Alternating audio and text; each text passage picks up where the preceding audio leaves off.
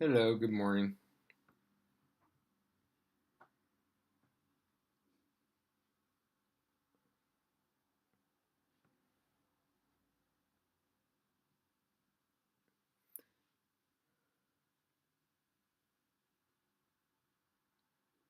Why are you saying whoa?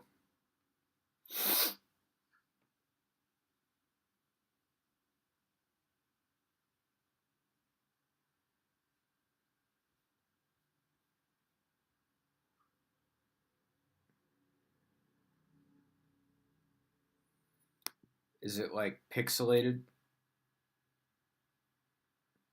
Yeah, my camera is making me look pixelated.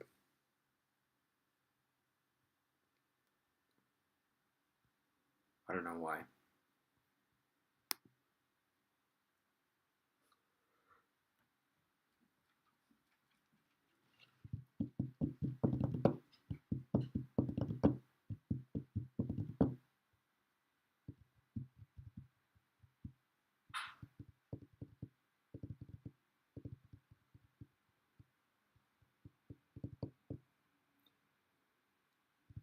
I'm gonna wait for one more person to join up.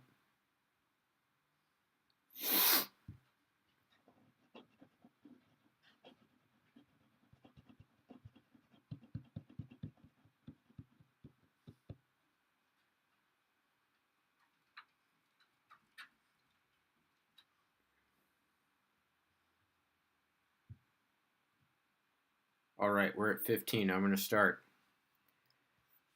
So let's just do a little review of last time.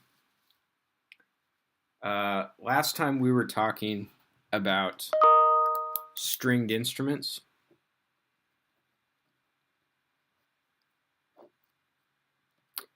Okay. Um,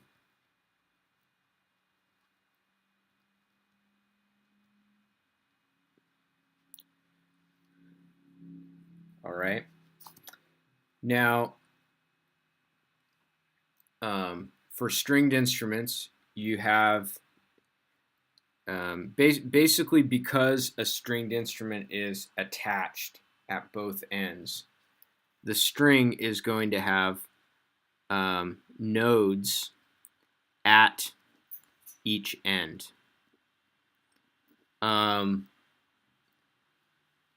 So a node is a point where the medium isn't being displaced at all. Okay. Um, so for that reason, sometimes it's called a closed system.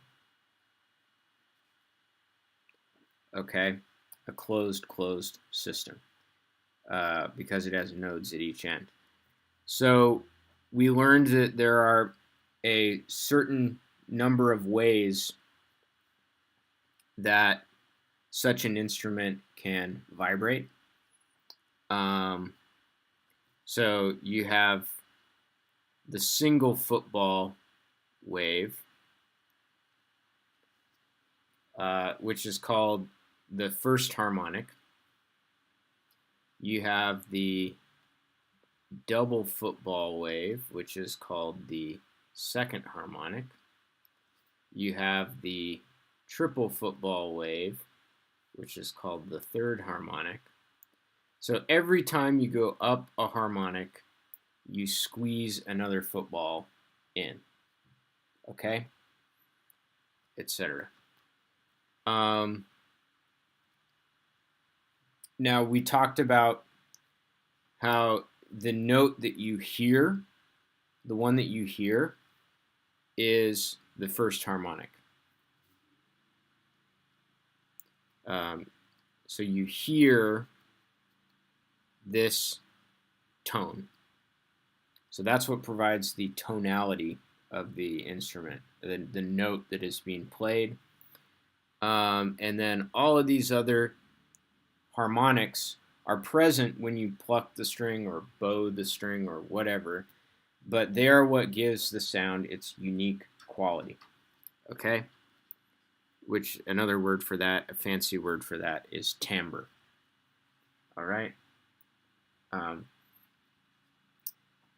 I once read a book on music appreciation, and it used timbre, so I'm going to use. I want to do one of those Winnie the Pooh memes, where it has basic Winnie the Pooh, and on the right side I would put the way it sounds, and then I would have the Winnie the Pooh with the monocle that's going like this, and I would put timbre on the other side. Okay. All right, so we then derived an equation for the wavelength of the nth harmonic, which was 2L over n. Okay, and we derived an equation for the frequency of the nth harmonic. All right, which was NV over 2L, where V is the speed of a wave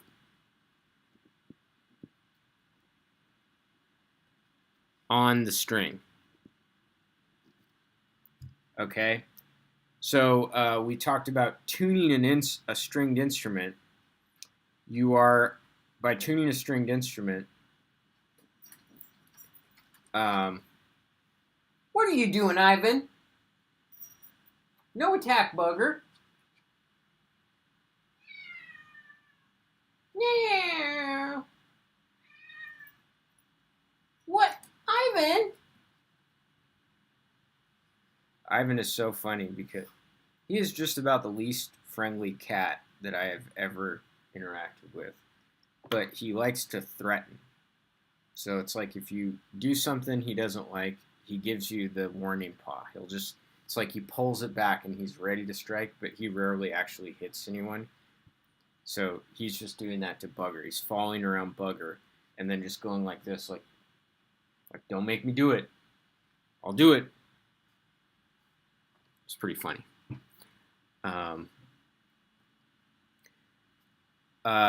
Okay, so this is the speed of a wave on the string. And by adjusting the tension in the string, when you tune the instrument, you adjust the wave speed. To play different notes, you hold your finger at different locations, which adjusts the length of the string. Okay? So that's what we learned last time.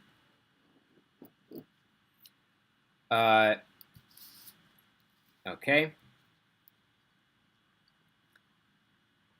So one of the questions I want to answer is why can't we have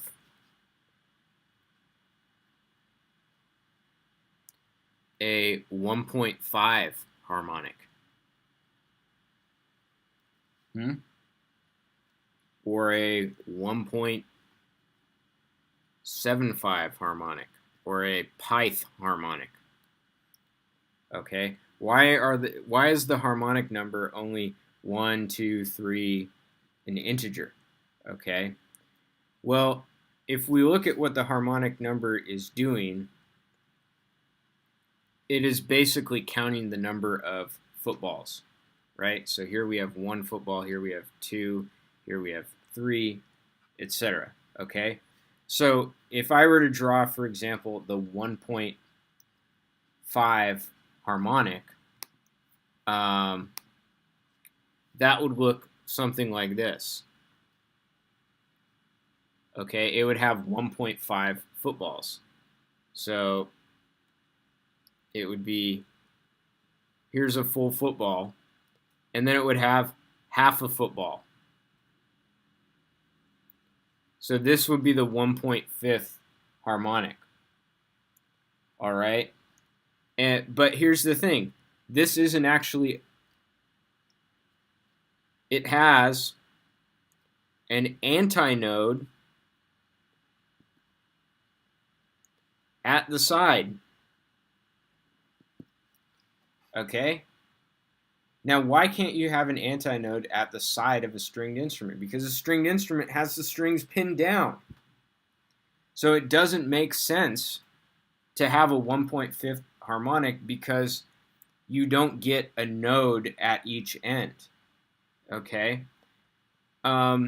And so what we say is that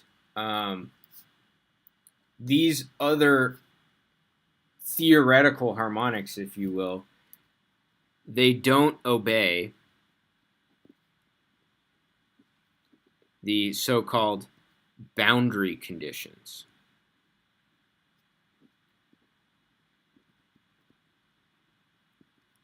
So the boundary conditions are what is happening at the edge of the instrument. Okay. Another good example of this is a drum. So a drum is a two-dimensional instrument. That's a whole other beast than a stringed instrument. But if you think about a drum, the drum head, the skin of the drum head, or the whatever material the drum head is made out of, is pinned down around the outer edge of the instrument. So that forces a node along the outer edge. So that's the boundary condition of a drum head. All right. So the boundary conditions determine what kind of harmonic numbers you can have. All right. So with that in mind, it is possible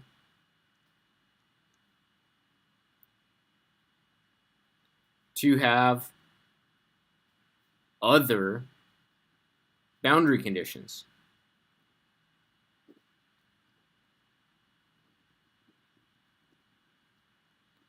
All right. So for example, you can have what's called an open instrument.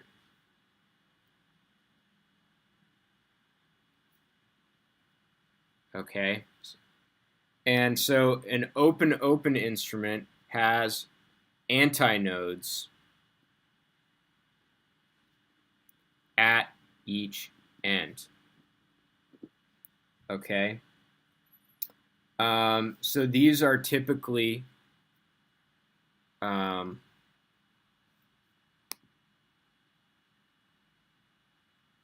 hey, what's up? Thanks for stopping by, Eamon. Got a former student in the chat who's popping by. Hope you're having a good school year. I'm going to keep teaching. Nice to see you. So an open instrument has antinodes at each end. So these are typically wind instruments. Okay. So usually I draw an open instrument as a tube. Okay. So this is like the side view of a tube. Okay, you're taking a cross section of the tube. So this is the top part of the tube. This is the bottom part of the tube. And we have to have an antinode at each end. Okay. So it kind of looks like an hourglass. The first harmonic looks like an hourglass. All right. So this is the first harmonic. Okay.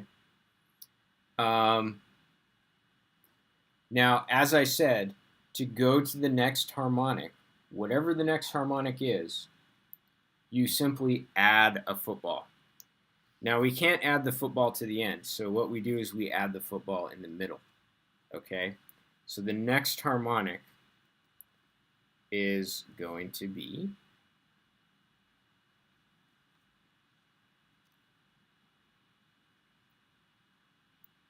that one. So I squeezed another football into the middle. The length of the instrument is L. So this is the second harmonic of an open instrument. Okay. The third harmonic, we squeeze another football into the middle.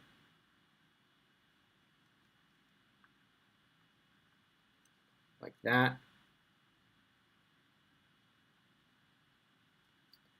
All right, and so on. So it continues. Now, oh, that's nice of him to say. Harvey Mudd profs can't compare to me. Yeah.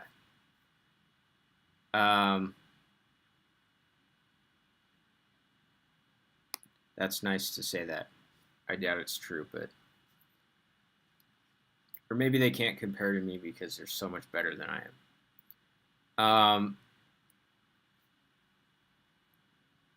So now one of the things I want to point out is that we still have the same number of footballs.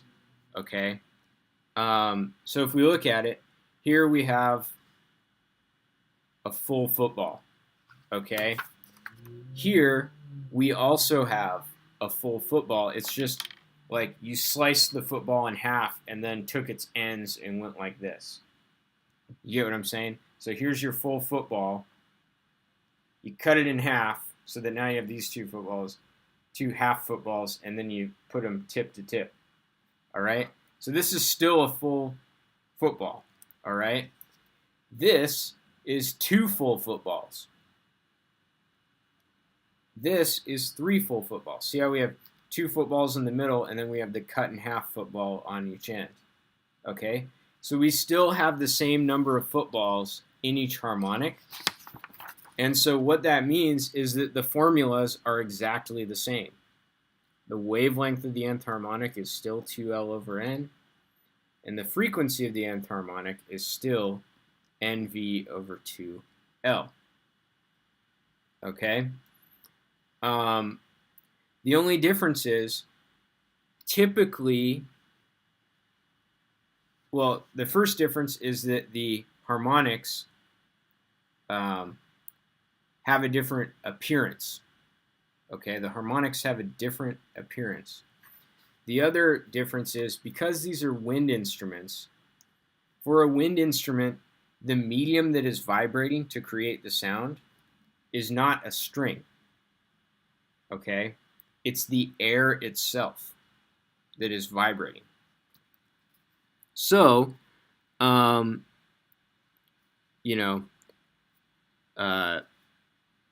this is the speed of sound of the gas in the instrument.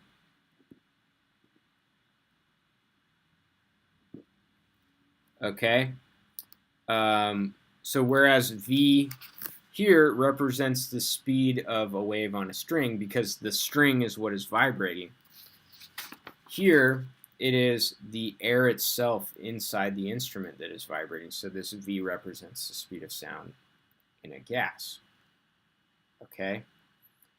Now this leads to an interesting thing. Okay? So as I mentioned in the last class, if you take a stringed instrument into a cold environment, the strings shrink in size, which makes the tension in the string go up. And because the tension in the string goes up, the speed of the wave goes up. And so stringed instruments, you take them into a cold environment, they go sharp. But interestingly, wind instruments do just the opposite in cold weather, okay? Because if you take a wind instrument and you take it into cold weather, the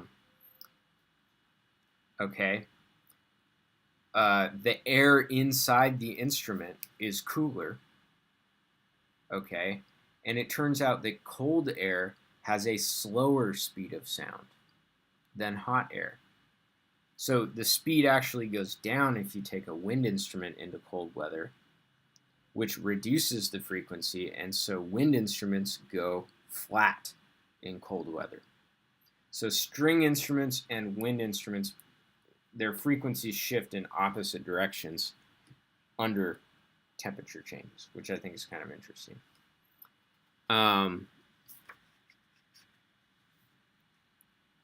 Maybe someone can, if someone's in marching band, they can attest to this.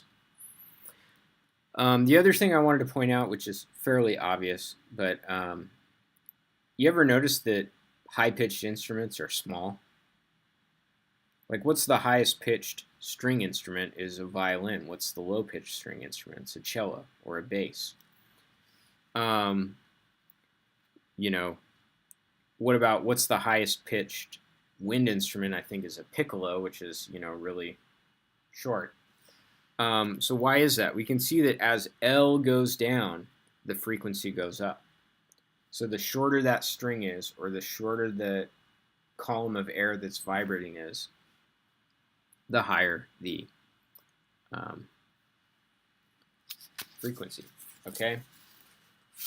So the other thing I wanted to talk about is the last type of instrument that we will discuss, which is called an open-closed instrument.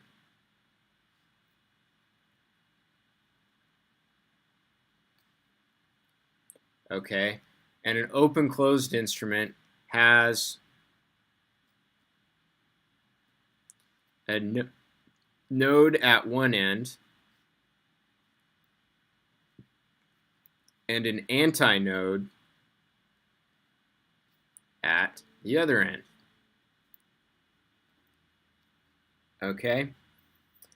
And so these are also typically wind instruments. Good example would be an organ. Another example is the wind instruments where you blow into the end of the instrument. So something like a flute is an open instrument because you're not exciting the air column from the end. You're exciting it from like the top of the air column.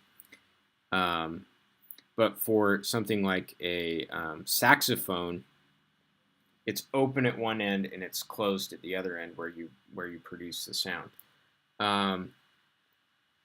So I typically will draw an open-closed instrument again as a cylinder viewed from the side, but that cylinder is closed off at one end. Okay, so the first wave that we can draw is one that has a node at this end and an antinode at the other end. So we have to connect those two. So it looks like that.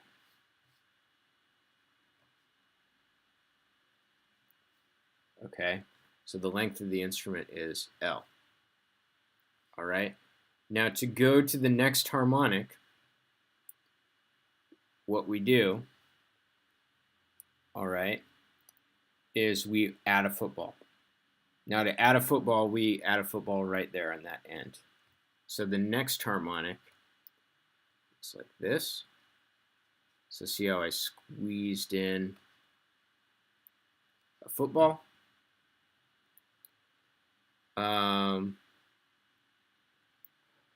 So the next one, again, we squeeze in a football, like so. To go to the next one, we squeeze in a football.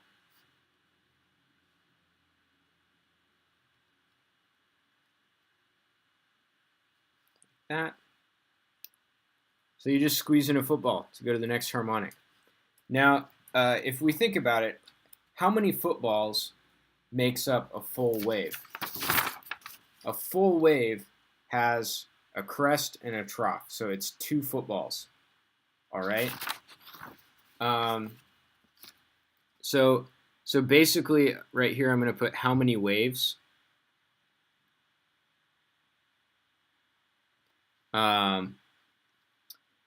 So how many waves is this right here? Type it into the chat. This is half a football. So what percentage of a wave do we have right here? I'll wait. Type it in the chat if you know.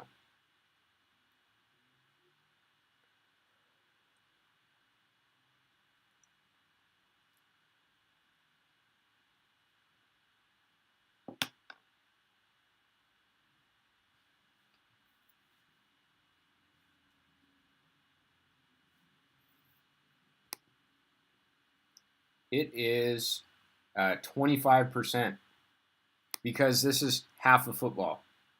And remember, you need 2 footballs to make a wave. So you have half of a football. That's half of half. So this is 25%. All right. This is 75%, right? Because we added a football, which is half a wave. This is 125% of a wave. This is 175%, etc. Okay? So if we work it out, what is the wavelength of this harmonic? The wavelength of this harmonic is 4L. Why? Because this is a quarter of a wave, all right? So I have to get 4 more of these lengths to fit the other, a complete 2 footballs, okay? So this is 4L, all right? Here, I can see that the wavelength is 4/3 L. Why? Because if you take L, the length, and you divide it by 3, see how when I divide that by 3, it gives me a quarter football? And then I take that L divided by 3 and I multiply it by 4 and I get a full wave, okay? Here, if I take the entire length of the instrument and I divide it into 5 portions, that gives me a quarter of a wave. And then if I take that and I multiply it by 4, I get a full wave. So I have 4 times L over 5. All right. Here, I have, again, I divide it into 7 parts. 1, 2, 3, 4, 5, 6, 7. And that gives me a quarter of a wave. So L over 7 multiplied by 4. Okay? I'm going to write this one as 4L over 1. So what this means, just continuing the pattern, if you have an open-closed instrument, the wavelength of the nth harmonic is 4L over N, but you only have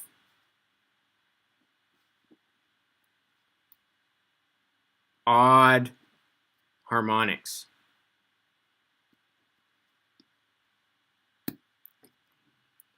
Okay?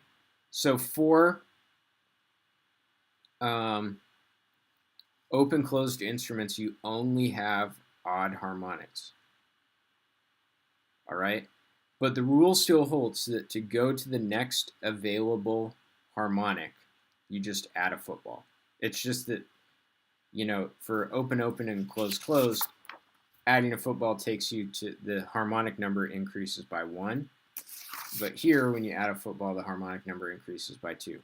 Why do they do that? It's just a naming convention. Okay, that's just what it is. All right. And then the frequency of the nth harmonic is NV over 4L. So you have a slightly different formula, and you have only odd harmonics for open-closed instruments. Okay? So there you have it. I wanted to talk about something kind of neat. All right?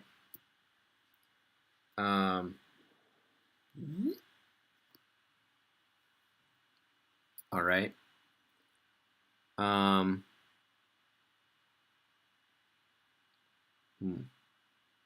I forgot what I was going to say.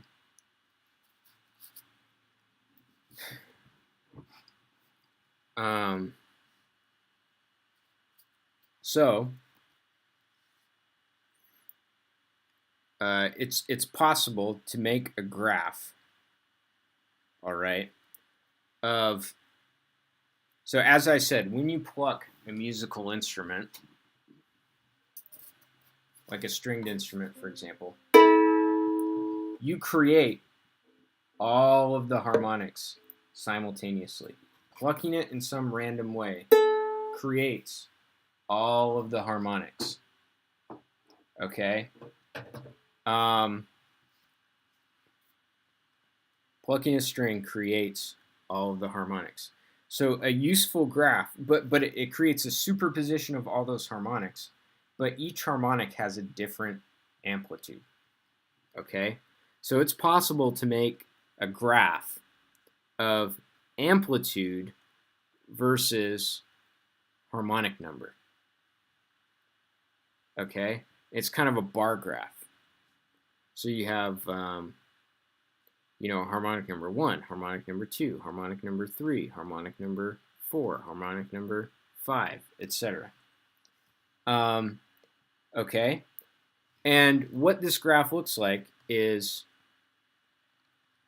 maybe it looks like this.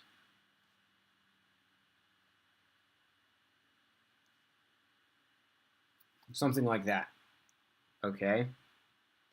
So what this would mean is you have a lot of first harmonics. So the first harmonic has a big amplitude. You have less, about half as much second harmonic. So the second harmonic's amplitude is going to be smaller. So here's the amplitude of the first harmonic. Here's the amplitude of the second harmonic. It's half as big. The third harmonic is really small, like that. The fourth harmonic is almost,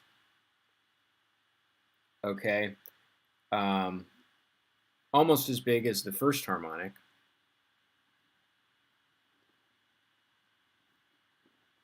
So the first harmonic has a pretty large amplitude. And then the fifth harmonic is about as big as the second harmonic. Like that. Okay? So when I pluck the string, what I perceive is actually the sum of these 5 harmonics. Okay? So this is a really convenient way of sort of representing what's going on when you play a musical instrument. Okay, and as I said, you would tip. So the tone that you hear is the harmonic that has the highest amplitude, which is usually the first harmonic. Okay, so you perceive this tone. Okay, and then the height, the relative height of these other harmonics is what determines the timbre. All right. So you could have 2 instruments. So maybe this is for a guitar. All right.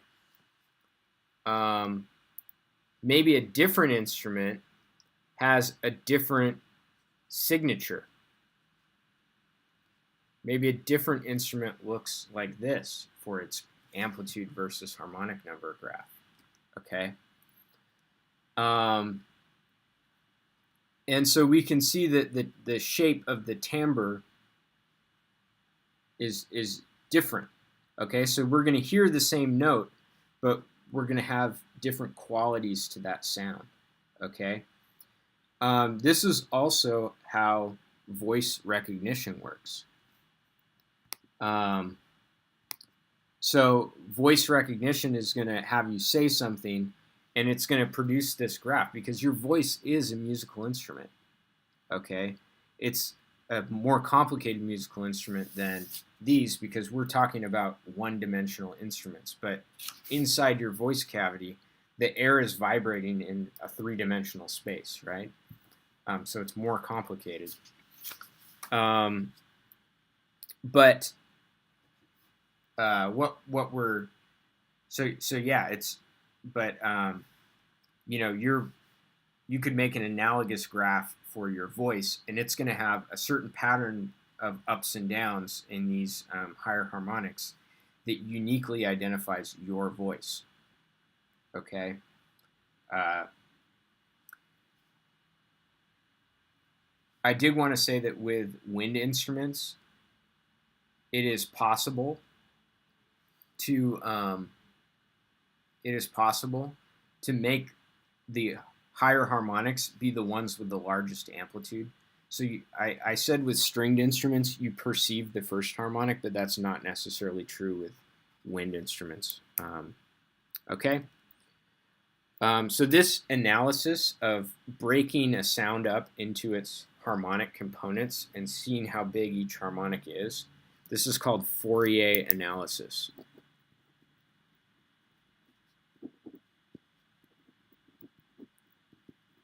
And it is used extensively in physics, in science, in life. So it's a topic that you don't really learn about until you get to college, but it's really, really, really useful, really, really important. I love Fourier analysis. For example, filtering sounds. Have you ever heard about processing? Sound processing is basically just playing around with the heights of these harmonics and manually changing them. Okay, so for example, if you had a sound and there was like a whistling in the background, typically whistling is a high frequency thing. So what you could do is you could do the Fourier analysis and then remove whatever harmonic the whistling is happening in, just manually make the amplitude of that harmonic 0. Okay? So you isolate it by its frequency and you filter out that frequency, and then you rebuild the sound by adding up the waves. It's just you don't add up that one wave, and you can remove the high frequency stuff, or you can remove low frequency stuff, or you can remove high and low frequency. So that's called a band pass filter. So you have all these different filtering techniques where you can take out parts to try and only have the information that you want. Okay. So yeah, that's my lesson for today. I'll see you in the Zoom room.